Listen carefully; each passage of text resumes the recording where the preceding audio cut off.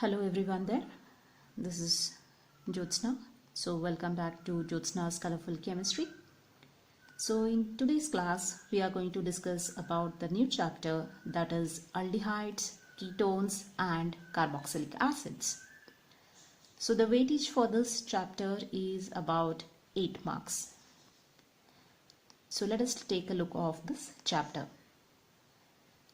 Coming to the compounds, that is aldehydes, ketones and carboxylic acid. So let us take a look of what are the functional groups present in it. Before that, first let us know what is meant by a functional group. So functional group is an atom or a group of atoms which determine the property of the compound. Means if that particular atom or group of atom is present in a given compound, it is having certain characteristic property. Such an atom or group of atom are called as the functional group. So what are the functional group present in these compounds? So in aldehyde, the functional group which is present is CHO, and in ketone it is C double bond O, and in carboxylic acid it is COOH. So here suppose if I write CHO, so this is carbon and this carbon is attached to double bond O and this is attached to H. So CHO is called as the aldehydic functional group. Suppose if I have only C double bond O, then this is ketonic functional group. Suppose if I have C double bond O and OH, then it is carboxylic acid. So let us take a look what is common in these compound. You can see that the carbon is attached to the oxygen over here. This group, that is called as the carbonyl group. So this carbonyl group is the common thing in all of them. So that is the reason we are studying all these functional groups in the same chapter. So here you can see that carbon is attached to oxygen. Along with that one there is one H. In this one carbon is attached to the oxygen. In this one carbon is attached to an oxygen along with an OH. So carbonyl group is common to all these compounds. If this is so, then how is it different? Now, as you know that the valency of carbon is nothing but it is 4. So necessarily the valency of the carbon has to be satisfied. So in this one, how it has been satisfied? So in aldehyde, no doubt carbonyl group is present. Necessarily hydrogen should satisfy the other valency and the remaining valency is satisfied by R. So R stands for either an alkyl group or it is an aryl group. Therefore, in aldehyde, along with the CO group, hydrogen should satisfy one of the valency and the other valency has to be satisfied by what? By an alkyl or aryl group. So therefore this forms what? It forms aldehyde. Coming to this ketone. No doubt the functional group of this ketone is what? CO. To this one, what else has to satisfy the remaining valency of the carbon? Here we take one R, here we take one R dash. So in this case, R may be equal to R dash or R may not be equal to R dash. That is, both the groups may be same or both the groups may be different. So again, R can be either alkyl group or an aryl group. So if the valency of the carbon is satisfied by two of the alkyl or aryl groups attached to what? Attached to the carbon having the oxygen, then we call it as the ketone. Suppose you have the functional group COOH. So in this case what has happened? Carbon two of the valency is satisfied by oxygen, one by OH group. So left out it is what? Here we take it as one R. So R can be either an alkyl group or it can be an aryl group. So these are the general representation. So this is carboxylic acid. Okay. So this is aldehyde, this is ketone, this is carboxylic acid. What is common in them? Carbonyl group is common. So all these compounds we call them as the carbonyl compounds. So the organic compound containing the functional group, that is C double bond O, are called carbonyl compounds. Then in aldehydes, what do we have? The remaining valency of the carbonyl are satisfied by either hydrogen and R in general. So general formula is what? RCHO. Similarly, in ketones, both the valencies of carbonyl are satisfied by R groups, that is alkyl or aryl. Therefore, the general formula is R, C double bond O and R dash. Carboxylic acid, here one of the valency of carbonyl group is satisfied by R and the other by the OH.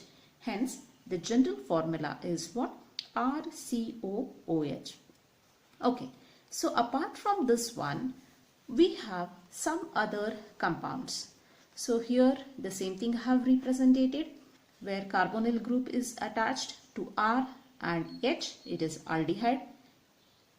Sometimes R can be replaced by hydrogen. If R is replaced by hydrogen, then the compound we call it as the formaldehyde. Next to that one, we have the ketone. R and R dash is present. Carbonyl compound, the carbonyl group is same. In this case, carbonyl group is same, R and OH. So this is aldehyde, this is ketone, this is carboxylic acid.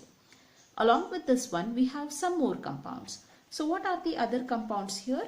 Some other examples here are the, let us take here, RC double bond O, OR dash. Again, carbonyl group is same, which is attached to R and OR dash. So as we have told, R can be either alkyl or aryl groups, and either it can be same or it can be different. So RCOOR dash is nothing but it is ester. Whereas the carbonyl group, if it is attached to the alkyl group or aryl group and NH2, we call it as the amide.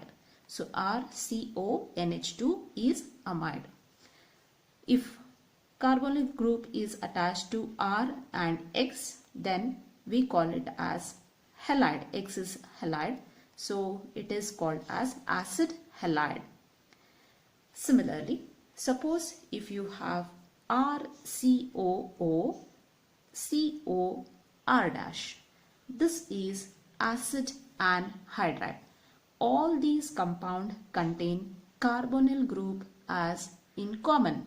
Hence, all these compounds are also called as the carbonyl compounds. But along with the carbonyl compound, the groups which are attached to it are different. So after knowing the introduction part, now let us go for the next one, that is nomenclature. So nomenclature is what? Naming the compounds. As you know, there are two systems of nomenclature. One is the common system and the other one is the IUPAC system, that is UPAC system. Now, let us take a look of aldehydes, how the aldehydes are named. So aldehydes, in this one, the common names are derived from the names of their corresponding carboxylic acid by replacing the word, that is IC acid, by aldehyde. So this is generally how do we call the aldehydes, by their common name. But there are certain other names as well given. So those names are to be just by hearted. Coming to the UPAC names. In UPAC names of the saturated aldehydes, they are obtained by replacing the letter E of the corresponding alkane by Al. So in this alkane, the last letter E is replaced by Al Hence, the compound is named as alkanal.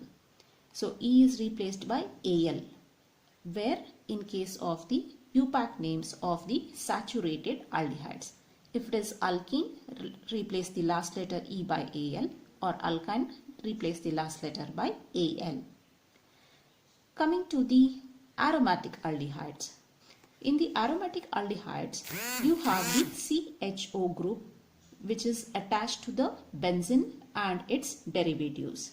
So it is named as benzaldehyde and its derivatives. So benzaldehyde is a common name which is accepted by UPAC system. Else it is also named by using the suffix as carbaldehyde, which is attached to the full name of the benzene or its derivatives, or even to the cycloalkane.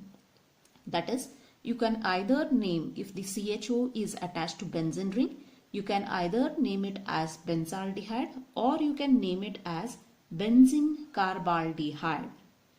So this is about how you are going to name the UPAC system, the names of the compound in brief.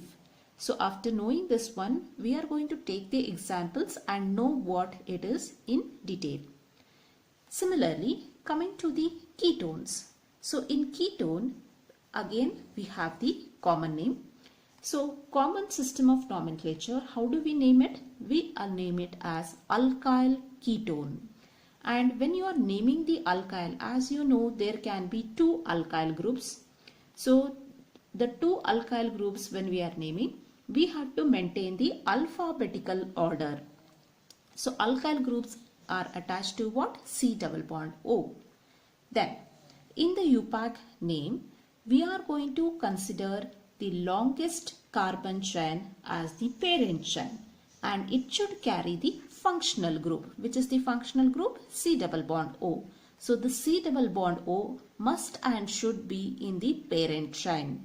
So sometimes while doing so, the longest chain rule may not be satisfied, but generally we consider longest carbon chain containing C double bond O. But sometimes if the longest chain does not contain C double bond O, but the shorter chain contains, then we consider that itself as the parent chain. And then the name is obtained by replacing the last letter E by last letter E of alkane by that of ONE. So if it is alkane, the last letter E is replaced by ONE. So we are going to name it as alkanone. Here, aldehydes and ketones are often called by their common name instead of UPAC name. This is just for the sake of simplicity, because as and how we start naming the compounds by their UPAC name, it becomes more and more complicated. So because of that reason, these common names are being accepted, and we call most of these aldehydes by their common name, which are derived from their carboxylic acid or from other sources. So this is about the introduction part of the nomenclature. Now let us take some examples and let us look for what are all the rules we need to follow. So I am going to take all the unique examples for looking for how to name the compound. So let us take some of the examples. Now, as we know, we have the aldehyde in which there must be presence of CHO group. So first I should write the CHO group. So this is my CHO group. To the CHO group, suppose if the valency of this carbon is satisfied by hydrogen, then this is the simplest form. So the common name for this one, we call it as the formaldehyde. As I said, the functional group is CHO. To that one, the R should be attached, and in case of R, if at all hydrogen is attached, we call it as the formaldehyde. So this is the common name given for it. Now, Similarly, if we have CH3CHO, then we call it as the acetaldehyde. So in this case, formaldehyde, this name has derived from the acid, that is formic acid, that is HCOOH. So from this acid, this aldehyde is been derived, so we name it as the formaldehyde. Similarly, from acetic acid, this compound is been derived, so we call it as the acetaldehyde. So in this way, the names, that is the common names of these aldehydes, are being derived from their respective acid. So here, first compound formaldehyde, second compound acetaldehyde. Now let us take a look of this compound. Now this compound, there is a name given. Let us take a look of that one. Here you can see that there is a CHO group attached. Then you have CH2, CHBr and CH3. Most of the cases it is seen that aldehyde group, for our studies, only the compound in which the CHO is attached to the last carbon, only that compounds are there for our studies. But for nomenclature, this CHO group can be either attached at the end, or there are some of the compounds in which CHO may be attached in between. But for further studies, for the preparation and the properties, the compound in which the CHO group is attached only to the end, only such compounds are there for our studies. Now, in this compound, you can see that CHO is present at the extreme right end. So this is the functional group. So this functional group is attached to CH2, CH, Br and CH3. Now how do we name this compound? Now while naming this compound, let us take an example here. So what we are writing here, we have CH3 and we have CH, and this is Br, and this is CH2, this is CHO. Now this CHO is the functional group. This functional group is attached to the carbon. The carbon which is attached to the functional group is considered as alpha in the common system of nomenclature. The carbon next to the alpha carbon is beta carbon. Next to that one is gamma carbon. So functional group we have taken. To the functional group, the carbon which is attached is alpha. Next to that is beta. Next to that is gamma. Then in this case, you can see there are totally 4 carbon atoms, right? So here on the beta carbon, there is presence of bromo. So how do we name this compound? It is named as beta. This is bromo, and butyraldehyde. Okay, so here butyraldehyde. This is butyraldehyde. So this name you need to remember it. butyraldehyde. So this butyraldehyde, it is coming from the butyric acid. And in this one, on the beta carbon, there is a bromo present. So we call it as beta bromo butyraldehyde. So this is a common name. So because of that, you have to just remember this one. Then next to that one, we have C6H5CHO. This is the common aromatic compound, what we call it as the benzaldehyde. So the CHO group is attached to the benzene ring.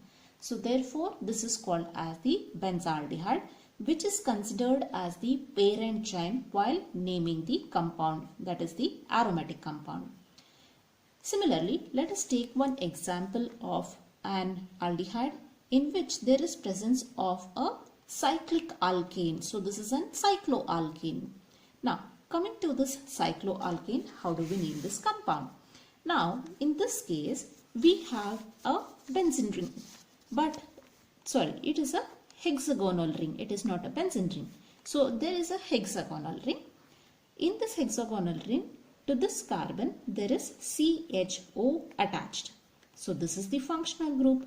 So this functional group is attached to which carbon? This carbon. This is considered as which carbon? Alpha carbon. And here there is attached one more CH3 group. So this should be which carbon? Beta carbon. This should be which carbon? Gamma carbon. So this is a cyclohexane because there are 6 carbon atoms. So it is a cyclohexane. So we have to write the entire name as the cyclohexane. Then what else we need to write? We have to write this CHO as the suffix.